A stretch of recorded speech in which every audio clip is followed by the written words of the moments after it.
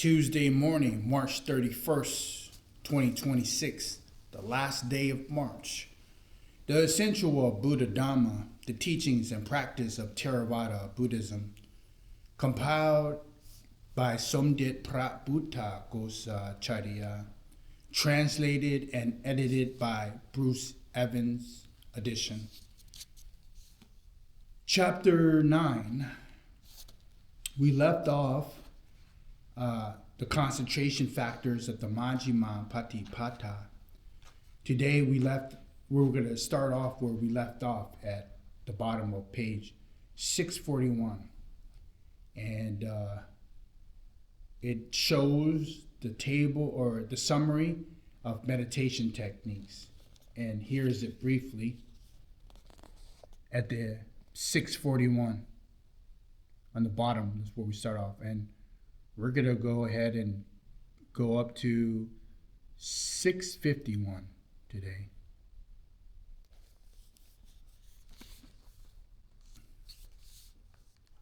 Ideally, when receiving the meditation subject, the following small ceremonies should be performed. Having approached the teacher, one should declare one's commitment to the awakening, the Buddha, along with these lines. Blessed One, I give up this body to you. Or one can offer oneself to the teacher saying, Venerable Sir, I give up this body to you. Offering oneself to the teacher is skillful means for developing the desire to practice resolutely and fearlessly, helping to eliminate fear and encourage obedience. It creates a bond between the teacher and the student and opens the way for the teacher to give instruction and help the student in the training. During the ceremony, the student should instill in his or her mind non-greed, non-hatred, and non-delusion, renunciation, and the predilection for seclusion and liberation. Incline his or her mind to concentration, samadhi, and nibbana, or nibbida, nirvana. Then ask for the concentration subject. If the teacher is able to ascertain the temperament of the students through direct knowledge, he or she should take note of that disposition. Otherwise, the teacher should find out by asking questions. What kind of personality do you have? What are your usual thoughts and feelings? What things make your mind comfortable? Which concentration subject is your mind inclined to? Then the teacher assigns a concentration object to the student in accordance with the student's disposition, explaining how to begin the practice and how to attend to and develop the concentration object, as well as explaining about the nimittas, the mental signs and images, the levels of concentration of samadhi, and how to maintain, nurture, and strengthen concentration samadhi. Taking up residence, enter a monastery that is suitable for the development of concentration. Preferably, it should be a place of the teacher, but it is not conductive. One should go to a place that is suitable. The essential point is to find a place that is suitable and conducive to the practice of concentration. It is recommended to avoid places that have the following 18 faults: large monasteries that have many bhikkhu monks, many opinions, many concerns that are not very peaceful; new monasteries one has to join in and with the building; very old monasteries which require a lot of maintenance; monasteries fronting on the roads which have many visitors; monasteries that have rock ponds where people like to gather; monasteries that have vegetable gardens; monasteries that have flowers; monasteries that have fruit trees, to which people will always coming to gather flowers or ask for fruit and so on; monasteries that are highly venerated as having gifted bhikkhu monks. For example, monasteries adjacent to towns, monasteries adjacent to forests, monasteries adjacent to fields, monasteries adjacent uh, to fields, monasteries with people who do not get along, monasteries adjacent to boat landings, remote monasteries located in areas where people do not uphold the religion, frontier monastery located at the border between two countries, which could be dangerous, monasteries that are not comfortable, which brings up disturbances, monasteries with no access to a good friend, dwellings or monasteries that are suitable, or dwellings that have the following 5 qualities. 1, it is not too far, not too near, with ease of access, not crowded in the daytime, not noisily at night, free from disturbance from gnats, mosquitoes, sun, winds, and crawling creatures. Where the 4 supports are available and where there is a resident learned elder who is able to questioning and capable of relieving doubts. Upon entering the monastery, eliminate remaining minor encumbrances such as worries concerning the body and personal belongings, so that they do not disturb one. This is done by cutting and shaving one's hair, beard, and nail, sewing, dyeing, and arranging one's robes, and cleaning out one's residence. Developing concentration's general principles. It should be known that each of the concentration object has its own discrete methods, but all of them can be generally summarized into broad general principles. Now, some of the texts have described them in terms of the level of cultivation, bhavana, preparatory cooperation, parikama bhavana, access cultivation, upacharaya bhavana, and attainment cultivation, appana bhavana. Before explaining these 3 kinds of cultivation, there's one term that needs to be explained first, nimitta. A nimitta is a mental sign to which the mind attends to, or a mental image that stands in place of the meditation object. There are 3 kinds of nimittas, presented here in order of the stages of development. Parikama nimitta. This mental sign is the preparatory or initial stage. This is any object that is attended to as the subject of concentration practice, such as a colored disc, the breath, or the qualities of the Buddha. Ukanha nimitta. This is the learned nimitta, the fixated mental image.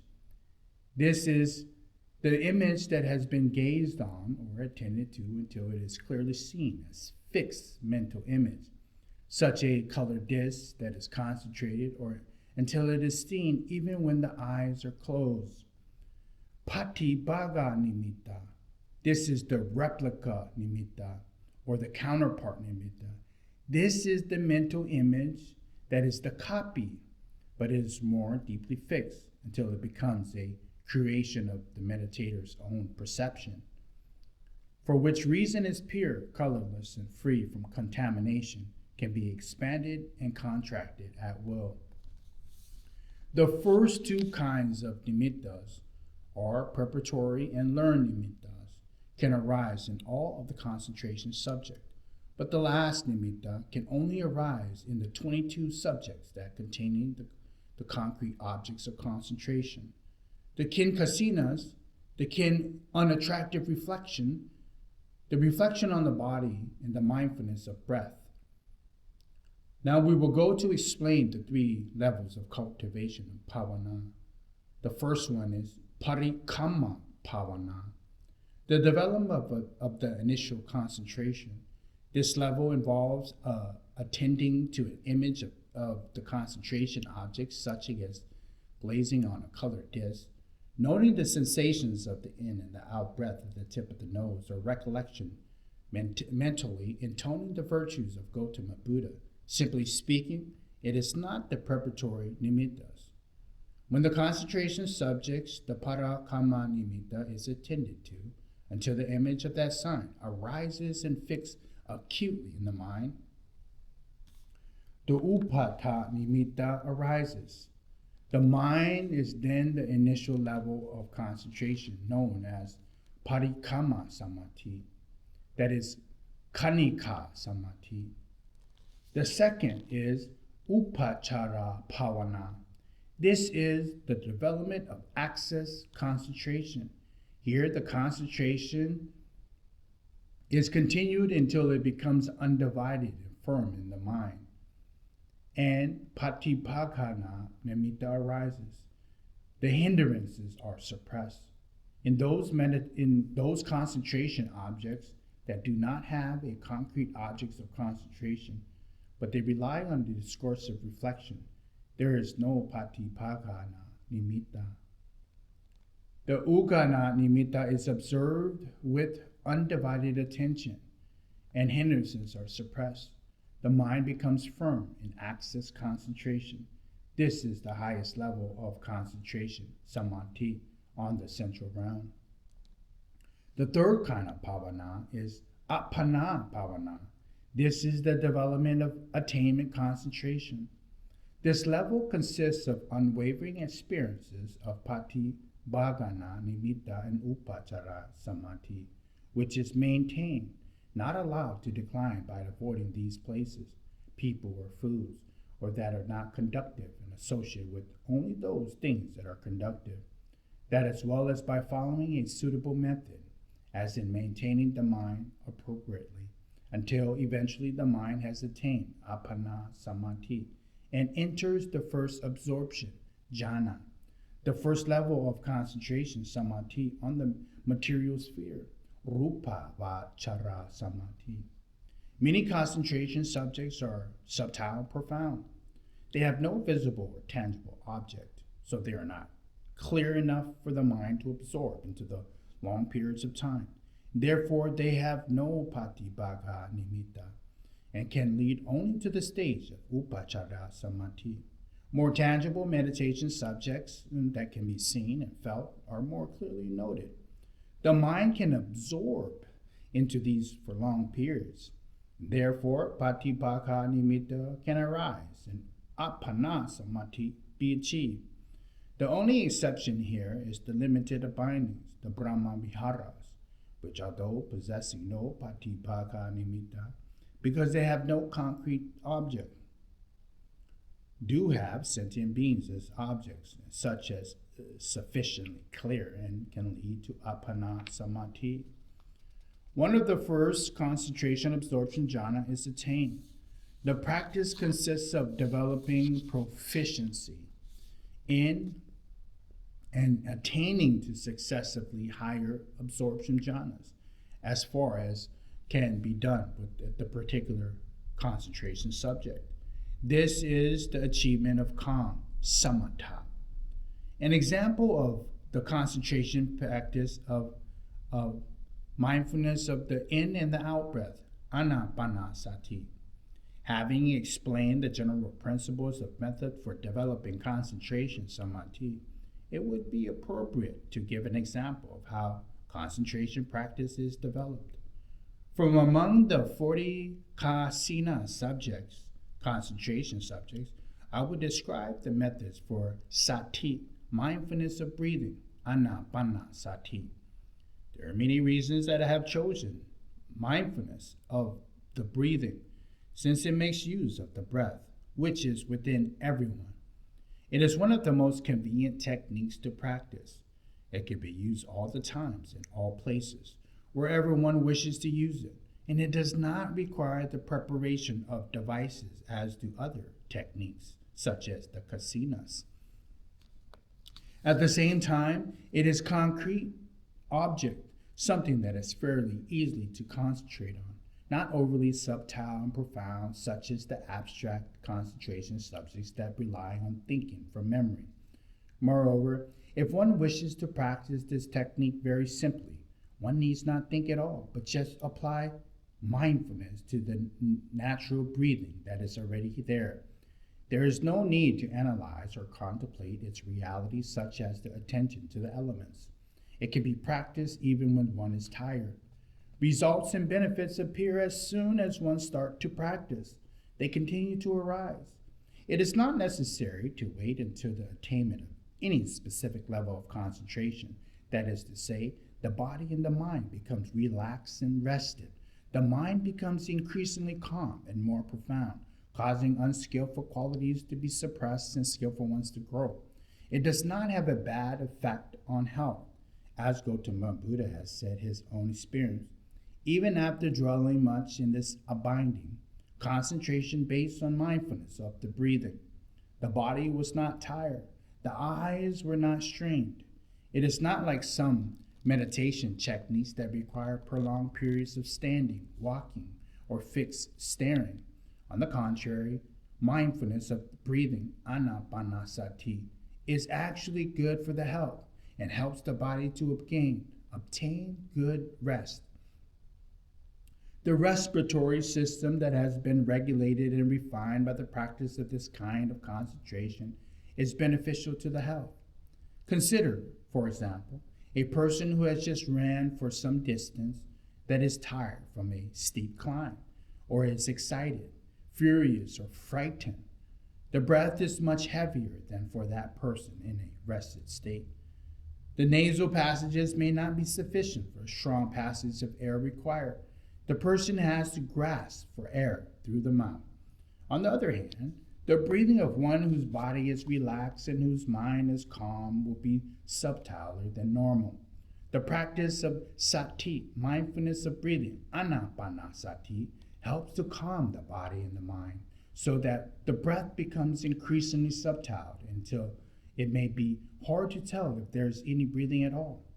At that time, the body is functioning smoothly on the minimum of energy, saving its energy for undertaking later activities and thereby helping to slow down the aging process of helping to do more work for less amount of rest. Mindfulness of breathing, anapanasati, is one of the 12 meditation techniques that are capable of achieving the highest level of calm, samatha, which is the fourth absorption jhana. It also has the influence on the formless jhanas and even nirodha samapatti, cessation attainment. It can therefore be used as a fundamental practice from every beginning onward. No need to concern oneself with the other meditation subjects. This is supported by the Buddha Vasana.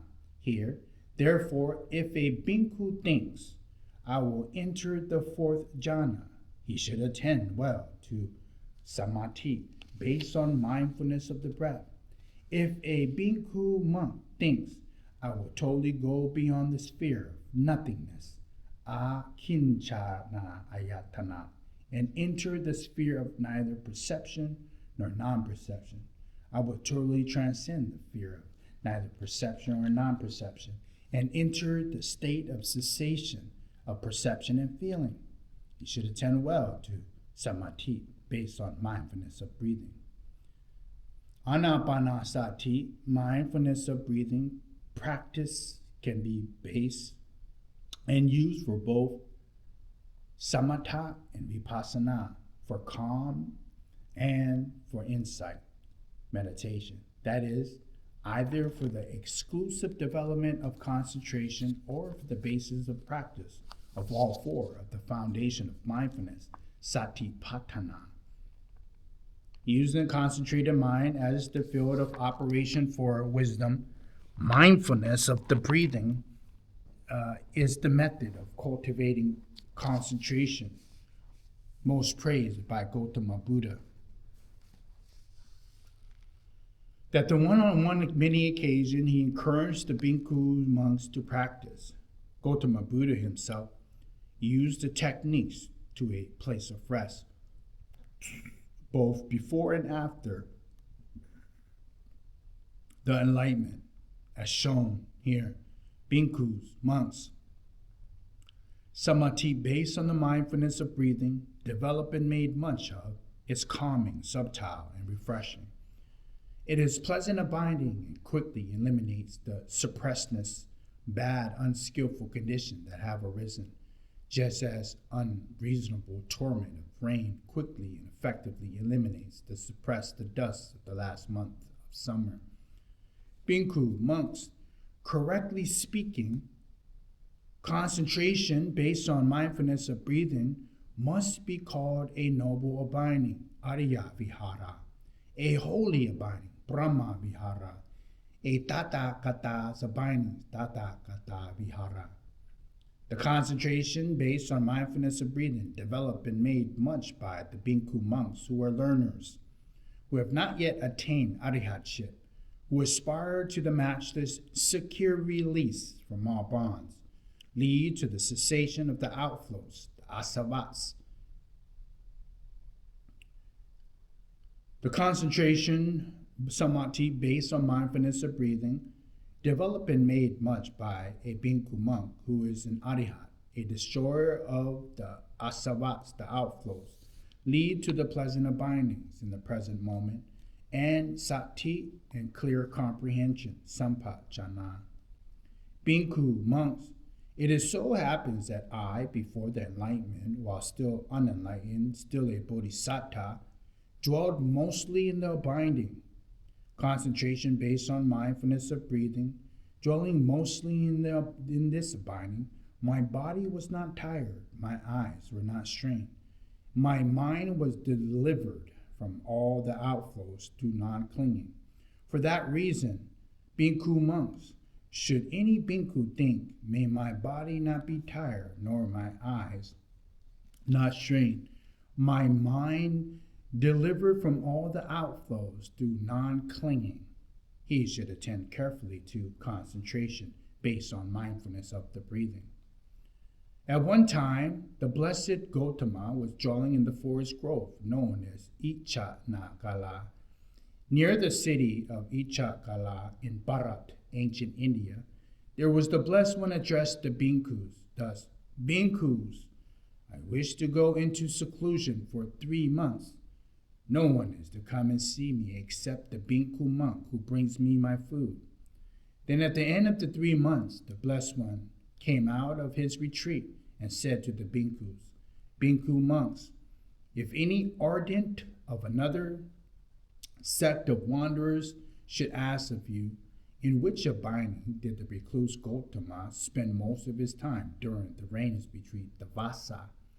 You should, on being so asked, explain to the ardent of another sect or wanderer thus, Venerable Sir, the blessed Gautama spent most of his rains retreat, the Vasa, in samadhi, based on mindfulness of the breathing. Ananta, one condition, samadhi based on anapanasati, mindfulness of breathing, developed and made much of, brings about the perfection of the 4 foundation of mindfulness, satipatthana. The 4 foundation of mindfulness, developed and made much of by a Bhikkhu monk, brings about the perfection of the 7 enlightenment factors. The 7 enlightenment factors, developed and made much of by a Bhikkhu monk, brings about the perfection of knowledge and deliverance. Rahula, when mindfulness of breathing is developed and made much of in this way, even the last breaths are extinguished with knowing, not with unknowing. Gautama's Buddha's words on the technique and how Bhikkhu monks is mindfulness of breathing to be developed and made much of, so that it leads to great benefit and great reward. A Bhikkhu in this teaching and discipline, one who has gone to the forest, a foot of a tree, or an empty building, sits cross-legged, body erect, maintaining mindfulness before him, directing mindfulness to the meditation subject, the breath. He is mindful while breathing in, mindfully while breathing out. He knows that he is breathing in. He knows that he is breathing out. Now I'm going to leave off of there at the top of page 650, actually. And we will pick up at the first 4 groups of developing mindfulness of body. So we have Kaya Nupassana Satipatthana, that would be developing mindfulness of the body. Then we have Vedana Nupassana Satipatthana, that is developing mindfulness of feelings. Then we'll have Sita Nupassana Satipatthana. This is the developing of mindfulness of the mind. And the last of the four groups is the Dhamma Nupassana Satipatthana, the developing of mindfulness of mental phenomenon. Chapter 9, the concentration factors of the Majjhima Patipada, the middle way. We left off at the top of 650. The essential Buddha Dhamma, the teachings and practice of Theravada Buddhism, translated and edited by Bruce Evans,